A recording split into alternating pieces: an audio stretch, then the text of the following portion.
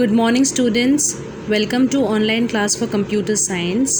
As we were discussing our chapter word processor, in this chapter I have taught you about many things which you can do with a word processor software and you can improve your skills on working on a word processor software. यानी कि इस chapter में मैंने आपको कई ऐसे चीज़ें समझाई जो कि हम वर्ड प्रोसेसर सॉफ्टवेयर को यूज़ करते समय इस्तेमाल करते हैं. Undo, redo, copy, paste, delete, inserting of the text, typing of the text and everything else. Now the next topic which I want to discuss is checking of the spelling and grammar. जब भी आप कुछ भी type करते हैं Microsoft word document के अंदर, तो अगर आपने बाय मिस्टेक स्पेलिंग को गलत टाइप कर दिया है तो उसके नीचे एक रेड कलर की लाइन आती है. वो एक वेवी लाइन होती है, मतलब वो स्ट्रेट लाइन नहीं होती है, वो ऐसे वेव करती हुई वेवी लाइन होती है. उस लाइन का ये मतलब होता है कि आपकी ये स्पेलिंग रॉन्ग है, ठीक है. और वैसे ही एक और तरीके की लाइन डॉक्यूमेंट में आती है, ग्रीन कलर की वेवी लाइन. जब ग्रीन कलर की वेवी लाइन आती है इसका मतलब है कि आपकी ग्रामर रॉन्ग है, आपको यहाँ पर ग्रामर पे चेक करना पड़ेगा. जब आपके पास में रेड कलर की वेवी लाइन आती है किसी भी टेक्स्ट के नीचे, तो उसको ठीक करने के लिए आपके पास क्या तरीका होता है कि आप राइट क्लिक करेंगे. राइट क्लिक करते ही आपके पास में ये एक कंटेक्स्ट मेन्यू या शॉर्टकट मेन्यू आपके सामने खुल करके आता है.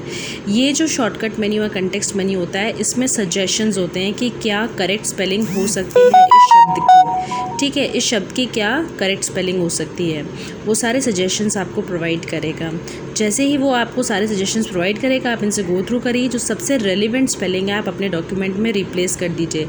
जैसे ही आप यहाँ क्लिक करेंगे वो स्पेलिंग चली जाएगी पुरानी वाली और नई वाली यहाँ पर आके अटैच हो जाएगी, ठीक है. अब जो ग्रामेटिकल एरर्स वाले होते हैं ग्रीन वेवी लाइन वाले, वो आपको जब आपको सही करने के लिए बोला जाता है तो आपको अपनी ग्रामर पर ध्यान देना पड़ेगा कि कहीं आपने ऐसा कोई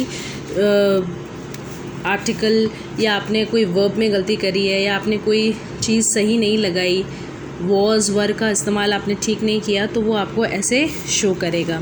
तो ग्रीन वेवी लाइन वाले को हमें अपने आप से ठीक करना पड़ता है. हमें वापस से सेंटेंस को रीड करके उसको देखना पड़ता है कि यहाँ पे क्या गलती हुई है, ठीक है. एक और यूटिलिटी होती है फाइल वर्ड प्रोसेसिंग सॉफ्टवेयर के अंदर, वो होती है थिसॉरस. थिसॉरस क्या यूटिलिटी होती है? ये कैसी यूटिलिटी होती है जिसमें कि आपको किसी एक वर्ड से रिलेटेड और भी सुंदर और अच्छे और नए इंग्लिश वर्ड्स आपको देता है थिसॉरस. उनको हम इंग्लिश में पढ़ भी चुके हैं, सिनोनिम्स, है ना. सिनोनिम्स क्या होते हैं? समानार्थक शब्द, जिनके कि वर्ड तो डिफरेंट होते हैं मगर उनके अर्थ क्या होते हैं? वही होते हैं, सेम अर्थ होता है. उनका अर्थ क्या होता है? सेम होता है. मतलब वर्ड तो डिफरेंट होगा मगर अर्थ क्या होगा उसका? सेम होगा, ठीक है. ओके, सो ये होते हैं सिनोनिम्स. सिनोनिम्स हमें देखने के लिए मिलते हैं थिसॉरस के अंदर, और एंटोनिम्स हमें पता है जिनके अपोजिट मीनिंग होते हैं, ठीक है ना. तो हम थिसॉरस कैसे खोल सकते हैं?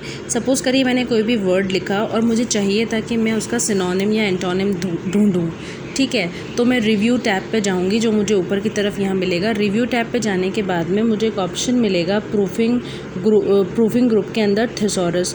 उस पर मैं क्लिक करूँगी तो एक रिसर्च टास्क पेन मेरे सामने आएगा. रिसर्च टास्क पेन ओपन होगा जिसमें कि उससे रिलेटेड सारे सिनोनिम्स और एंटोनिम्स आ रहे होंगे, ठीक है. अब आप कोई भी वर्ड सेलेक्ट कर लीजिए यहाँ पर आपको जो सबसे अच्छा लग रहा है, और फिर आपको लास्ट में इंसर्ट ऑप्शन पे क्लिक करना पड़ेगा.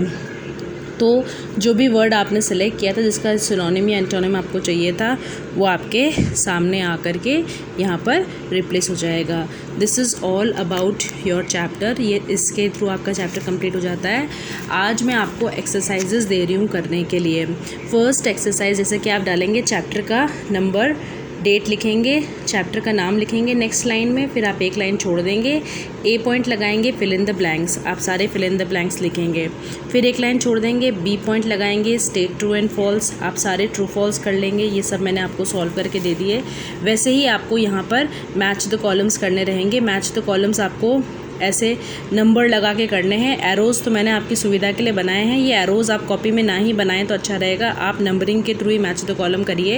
एप्लीकेशन बेस्ड क्वेश्चंस के आंसर्स काफ़ी बड़े बड़े थे, वो यहाँ पे आते नहीं, तो मैंने एक पिक्चर क्लिक करके भेजी है जिसमें एप्लीकेशन बेस्ड क्वेश्चंस के आंसर दिए हुए हैं, उसके आंसर्स आपको वहाँ से देखने रहेंगे। उसके बाद में 2 एप्लीकेशन बेस्ड क्वेश्चंस हैं। मल्टीपल चॉइस क्वेश्चंस भी मैंने उस पिक्चर में भेज दिए हैं, मगर मल्टीपल चॉइस क्वेश्चन और 1 वर्ड भी मैंने उस पिक्चर में भेजा है, मगर आप उसे वहाँ से भी रेफ़र कर सकते हैं, और वैसे मैंने उनका पूरा आंसर यहाँ पर भी दे दिया है। अब वैसे ही आंसर दिस क्वेश्चंस 1 2 3 4 क्वेश्चंस है आंसर दिस क्वेश्चंस के अंदर। इन क्वेश्चंस के अंदर आपको वापस से PDF फाइल वो देखनी पड़ेगी जो मैं साथ में भेजूंगी। उसमें 1 पॉइंट के आगे जो आंसर है वो फर्स्ट का आंसर है, 2 के आगे जो आंसर है वो क्वेश्चन 2 का आंसर है, 3 पॉइंट के आगे जो आंसर है वो क्वेश्चन 3 का आंसर है, 4 पॉइंट के आगे जो आंसर है वो क्वेश्चन 4 का आंसर है। ऐसे आपको अपना काम कॉपी में कंप्लीटेड रखना है। प्लीज़ स्टूडेंट्स मेक श्योर कि आप बहुत अच्छे से काम करें और अपना काम समय पे कंप्लीट रखें। Okay, and please do it in a very good handwriting. Okay, take care, bye bye.